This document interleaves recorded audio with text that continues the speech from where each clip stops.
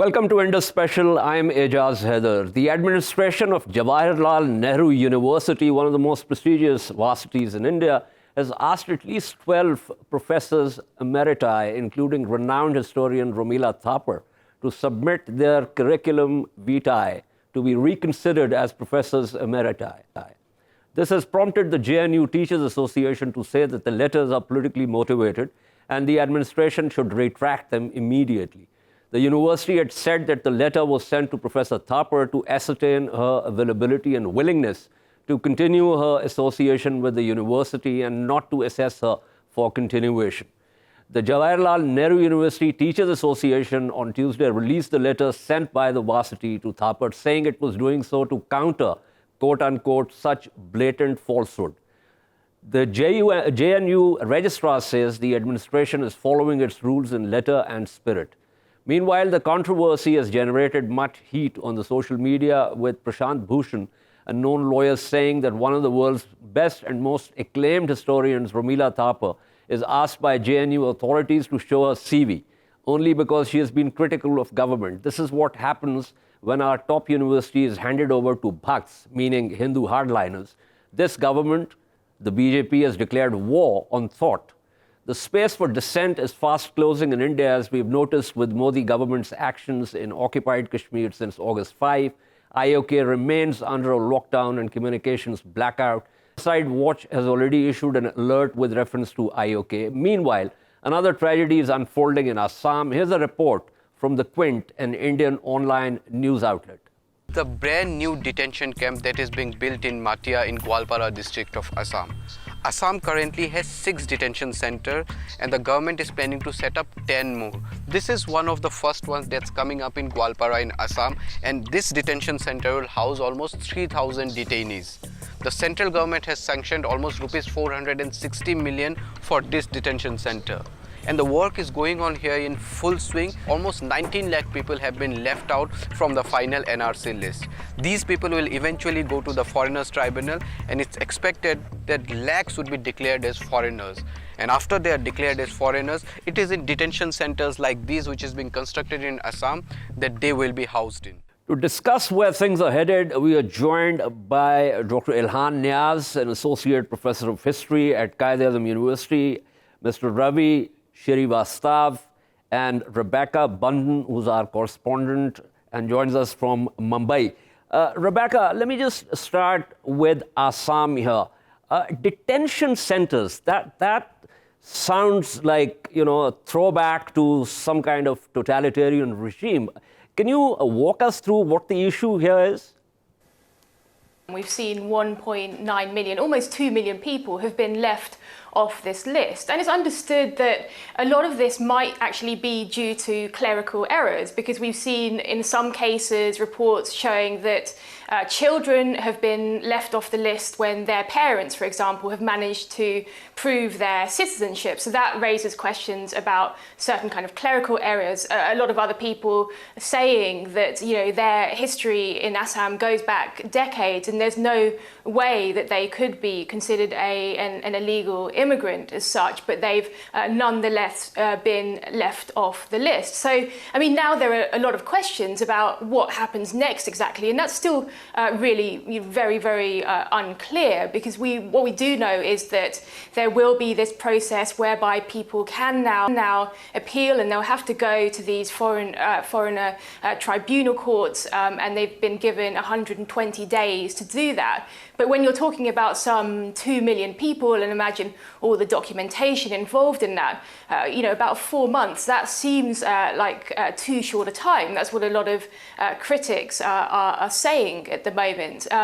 And then at the end of that, there's a question about, well, how many people will eventually be described as illegal immigrants? And then what does actually happen to them? Will it be detention centers, or what's the next step? Because Bangladesh is unwilling to take people from India. So there really are still a lot of questions that are still just out there.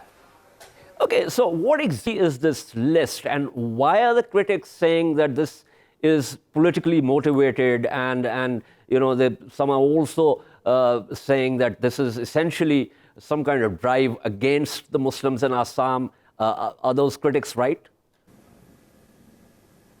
So this is a citizenship list for the state of Assam in northeast India. Just to break it down, it's been this ongoing process where the authorities in Assam have been trying to identify who are legitimate citizens of the state of Assam and who might be illegal immigrants. The concern among authorities is that a lot of people came in from Bangladesh at the time of the 1971 Bangladesh liberation war, and in that case a lot of people may have come into the country illegally. So they've asked people to go through their documents and provide all the documentation to show that their families were in the country prior to 1971. That's been the exercise. And just a few days ago, the final list came out. The draft list came out last year showing that some 4 million people had been left off the list. There's some 31 million people who are on that NRC citizenship list, but 4 million last year left off the register, and now this year, with that final list, it's 1.9 million. There were sort of views that this was targeted at illegal immigrants, and that in a lot of cases they may be of Muslim background. But what's also transpired with this final list is that in fact there are a lot of Hindus who are on the list as well. Okay. Thank you so much. That was Rabbeca Bundhun, our correspondent, giving us the background to the issue from Mumbai. Ravi Srivastav, why is this move being criticized? If there's nothing, if it's not politically motivated, why is it being criticized? As your reporter, Rabbeca, has already summed up the whole thing. In fact, this was started sometimes in 1951. Later on, it was called earlier as a NRC, the National Register of Citizens. Okay. Later on, after 1971 war, there was a lot of infiltration from Bangladesh. The people migrated to Assam. Again, that NRC register was kept alive, but none of the governments pursued it. Later, when this Narendra Modi government came in, sometimes 2013, 14, they started it as an exercise. As a result, in the first round, they found some 40 lakhs people did not have an origin at Assam. Later, when after Supreme Court order recently, the list was published on 31st August, and it was found that some 19 lakh people have been left out. In my opinion, the list was to weed out and filter the people of ethnic minority community in Assam. But the exercise has proved to be totally futile and a waste of money, which is going to cost somewhere around 8 to 9,000 crores to the state.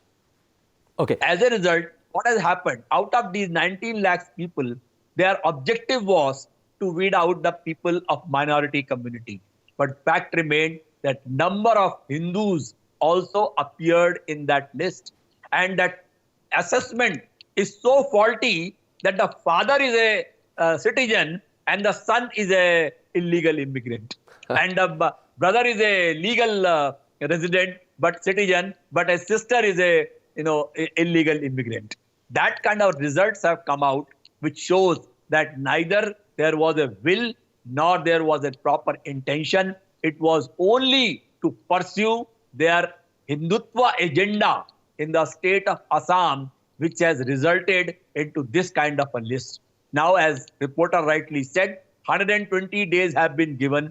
But again, that's a tedious exercise where a lot of legal help, a lot of courts, initially with the lower court, then come to the Supreme Court. These people, these 19 lakh people, will have to struggle a lot to prove their credentials that they are the resident and citizens of India.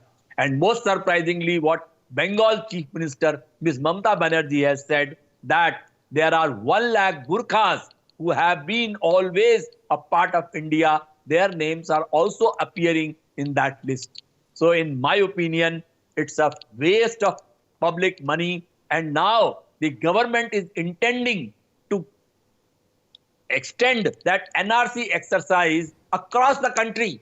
And again, they want to, what I said is that ethnic cleansing, that process, they want to start in the whole state, whole country. That's a very strong term, Ravi, cleansing, and so again, to sort of combine it with the other term that you used, the Hindutva agenda. Is this some kind of march into darkness? Because India, a congeries of nations, multiple ethnicities, languages.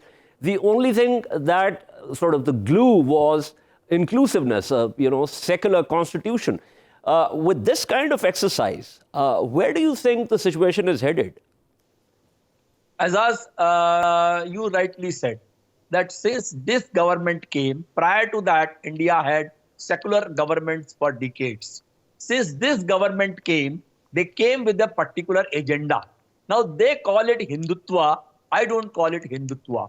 Hinduism or Hindu religion is always inclusive, accommodative, and always willing to, it's a way of life, to take everyone along, whether he belongs to a minority community or whether he belongs to a majority community.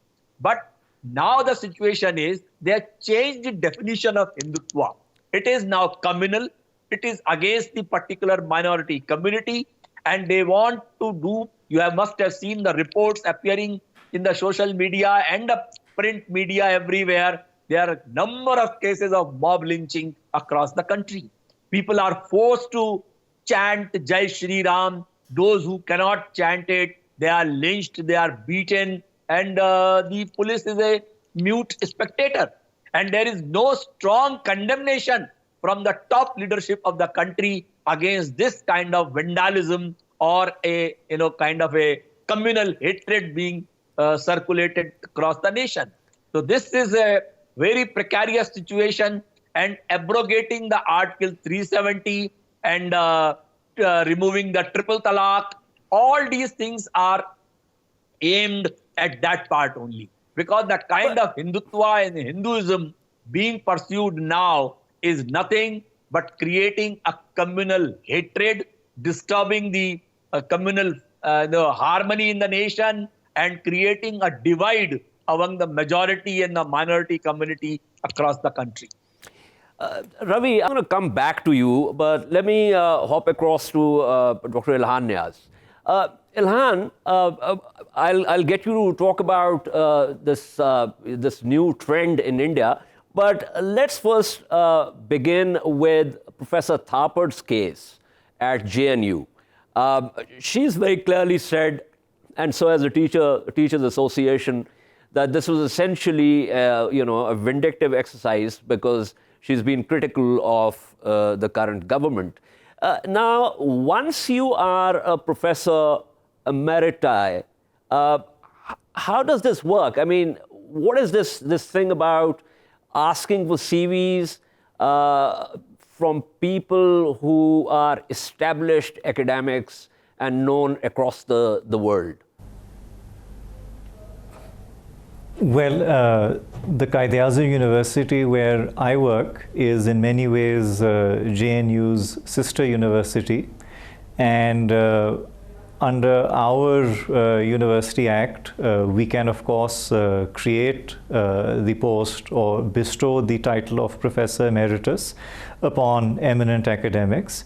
And these appointments are typically for life. There is no time bar that is imposed, and it isn't necessary at all that a professor or an academic of such eminence be required to submit their CV, because the reason why you make them a professor emeritus is precisely because they have a lifetime of achievement and they are recognized all over the world for their contribution.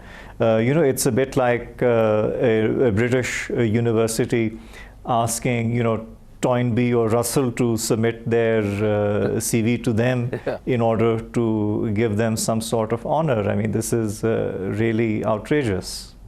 But Ilhan, give me your sort of read on where India is headed. What Ravi is also talking about, the Hindutva agenda, the ethnic cleansing, and that kind of thing. Because as I wrote a couple of days ago, that what has happened in Kashmir is just the thin end of the wedge.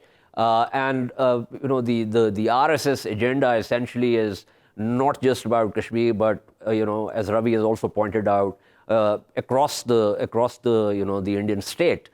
What's your read of this situation? Well, I think that in this respect, when a country starts to experience the onset of communalism or communal fascism or any kind of variant of extreme right-wing ideology, the movement is typically characterized by several measures that are taken over a period of time. And the society gradually becomes desensitized to those measures because of the preparatory work, because of the dehumanization of others that has taken place. So before you actually end up in a fascist state, you develop the discourse of fascism. And I would say that in the Indian context, there has always been a powerful substratum of Hindu fascistic or Hindu communalist discourse. But over the last quarter century or so, it has come up to the surface and it has gradually become normalized. It has gradually become acceptable to a significant plurality of the electorate. And that plurality of the electorate has, of course, driven the BJP to power, not only once, but repeatedly, and this time with a commanding majority. So, in a way, the leaders of this fascist wave would feel greatly validated by the results of the last election. And they would basically feel that if they, polarize society into a strongly communal Hindu caste majority that is behind them and divided minorities around them, they can basically pick off their enemies one by one by one. And that process of picking off enemies again will entail changes to the constitutional structure, changes to the citizenship structure, changes to the legal structure, etc., that will all further centralize power, further consolidate power, and of course build even more a cult of personality around the current Indian Prime Minister.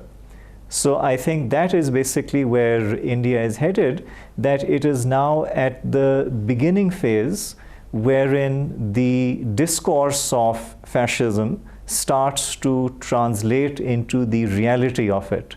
And I suspect that given the muted response within India to what is happening in Kashmir, that is a good indication that a significantly large number of Indian citizens now basically don't feel that there is anything inherently abnormal about what is going on. Ravi, Dr. Ilhan Niaz is saying is rather scary because, as he pointed out, the muted response to what's happening in Kashmir, and the very fact that when Sena voices like your voice come out of India, and we see the kind of comments, on YouTube videos and the rest of it, it seems that these battalions of bhakts just trying to capture every kind of space and forcing to close down any kind of dissenting voices. We're talking about 1.3 billion people. That's a very large number of people. Rightly said, Ejaz. Things are absolutely scary here. And all those people, this is very unfortunate that anybody who stands against the ruling regime or has got a divergent opinion or has got a different opinion what government is preaching or trying to enforce upon, he instantly is called, I would call it called a pro-Pak person. You know, you oppose the government and you are debarred. You are called, you are branded immediately that this man is against the nation.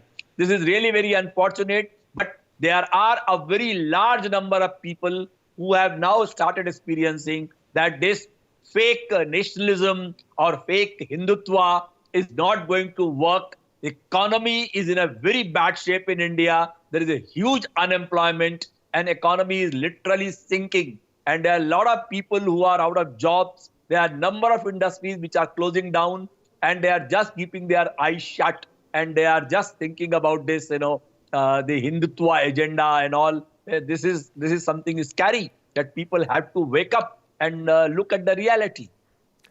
Ravi, A.G. Noorani wrote this recent book. I think it came out in April this year about RSS.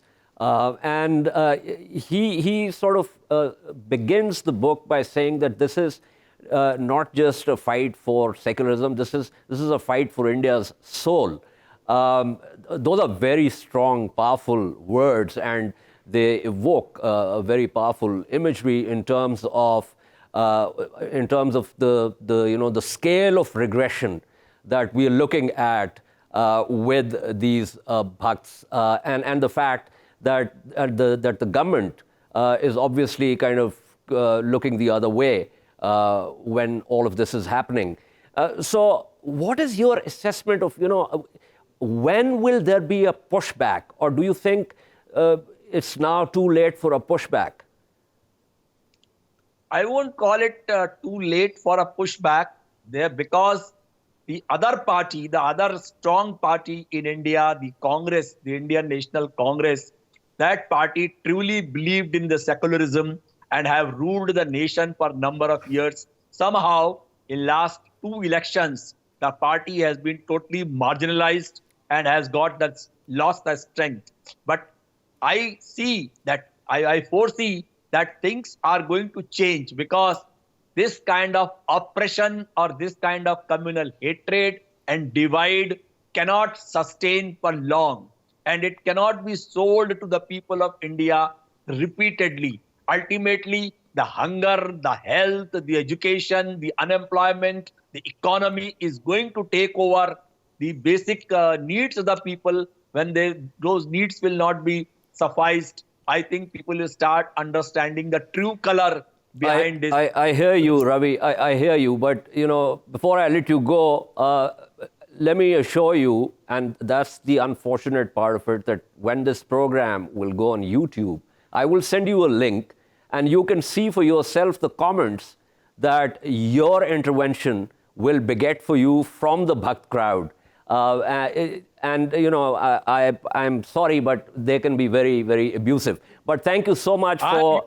I'm used to that, Ejaz. I'm used to that. Okay. Okay. Thank you so much, Ravi Srivastav, speaking with us. Going back to Dr. Ilhan Niaz. Ilhan, give me a sense from history. You talked about fascism and how it's sort of the beginning phase is the fascist discourse. Give us a sense from history of how this begins and where it ends. Well, I mean, where it ends is fairly easy, because every single major fascist state that has come into existence, whether we look at Germany or Italy and Japan, has succumbed to militarism and ultimately destroyed itself through that kind of overextension. But how it begins is a little bit more complex and a little bit more driven by the particular context. But there are certain similarities. And one very important similarity that many fascist movements have is that they have a sense, or they project a sense, that the majority of the people in a given society are somehow the victims of a minority. And that they have somehow been duped or manipulated or otherwise sold down the river by liberal or centrist or left-wing leaders who have pandered to the special interests, as they see them, of various minority communities. And what that basically does is that it allows the fascist, or allows the right-wing nationalist or ultra-nationalist, whatever you want to call them, to rally people behind a sense of a threatened or a suppressed identity. And the thing about this kind of identity politics is that once it achieves a certain critical mass, that is, once, let's say, more than 15-20% of a country's people start to buy into it, it can translate into dramatically increased political power and influence for those that are peddling this kind of a narrative. And the reason for, of course, that is that their base is far more charged by this sense of injury that has been projected. In this respect, it's very important for fascist regimes to sort of gain control over the historical narrative as well, to sort of recast their country's history in very binary terms, in which there are good guys, i.e. them, and bad guys, i.e. everybody else. And the struggle between the two is one that is characterized as being that of good and evil. And that kind of a binary, what it does is that it reduces or tries to reduce the complexity of that society to a simple us versus people who are anti-national or somehow disloyal. Aptly. Ilhan, I'm sorry, this is all the time I have for this segment, but thank you so much for giving us such clarity about how this process takes place. We will take a short break and we'll return to discuss rising armed tension between Hezbollah and the Israeli Defense Forces on the southern Lebanese border. Stay with us.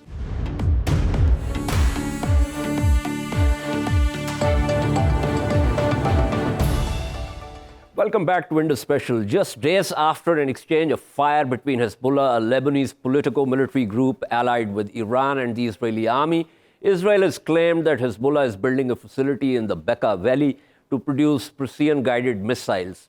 The Israeli military backed its claim with satellite imagery. The IDF is exposing a facility belonging to Hezbollah designed to convert and manufacture precision-guided missiles, the IDF statement read.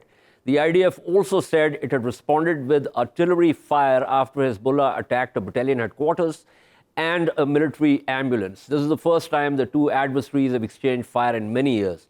Hezbollah says that it possesses precision capability, but that Israel is making claims to create space for conflict. Its leader, Hassan Nasrallah, has said that in case of any Israeli aggression, Hezbollah will attack targets deep in Israel and not just across the border.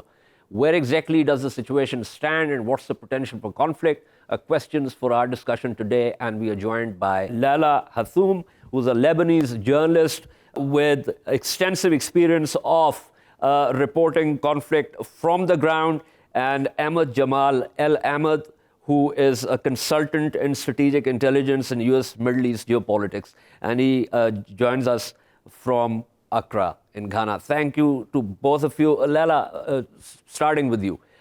Give us a sense of what exactly is happening. Is Israel trying to create space for conflict? Well, to look at the situation as basically just an exchange of fire, this is far from reality. The idea is that we have to also look into the Israeli scene. You know that there are elections that are going to happen soon in Israel, and there have been also budget cuts concerning the Israeli occupation forces. So for the Israelis, normally whenever there are elections, they benefit from a period of tension that actually pushes voters to vote. And the thing is, Netanyahu is currently facing a really tough situation inside Israel at the moment. So he's trying to ally with everybody, including the rightist of the right wing in Israel. And he needs that tension to show himself as a hero so people will actually vote for him. He's trying to create a fear factor. The Israeli, okay, so this is driven by domestic political considerations. Yeah, that's one part. The other part is that there had been budget cuts within the Israeli occupation forces, the army. And for the army to get back more money, it needs war. These are the background of what happened, because the Israelis actually changed the rules of engagement, and they sent 2 drones that attacked Hezbollah's area in southern suburbs. And that's how it actually started. It wasn't Hezbollah who actually aggressed the Israelis. It was the Israelis who actually aggressed Hezbollah.